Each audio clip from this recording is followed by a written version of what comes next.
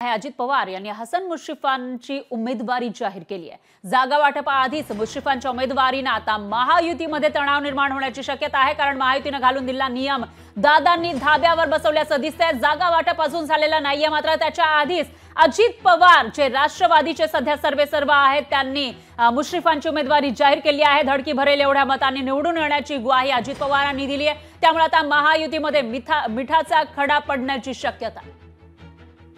आजपर्यंत अनेक निवडणुकांमध्ये चढ उतार आले, परंतु तुम्ही हसन मुश्रीफ साहेबांच्या मागची ताकद कधी कमी केली नाही। याही निवडणुकीमध्ये एवढी कामं मुश्रीफ साहेबांनी तुमच्या करता केलेली आहेत। आता ते कोल्हापूर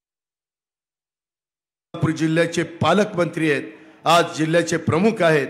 आज सगळ्या महाराष्ट्राचं लक्ष कागलच्या निवडणुकीकडे आहे।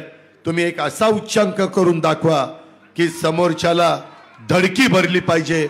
एवढ्या प्रचंड मताधिक्याने आपण उद्याच्या काळामध्ये महायुतीचे उमेदवार या नात्याने त्यांना निवडून द्या, हीच आग्रहाची नम्रतेची कळकळीची विनंती करतो। मला अनेक संकटामध्ये मात करण्याची संधी मिळालेली आहे। या सगळ्या लोकांचे आशीर्वाद या जीवनामध्ये मला मिळाले, त्यामुळे कुठल्याही संकटाला डगमगून न जाता त्याला समर्थपणाने तोंड दिलं आणि यापुढच्या काळामध्ये सुद्धा असंच समर्थशाली मी तोंड देईन।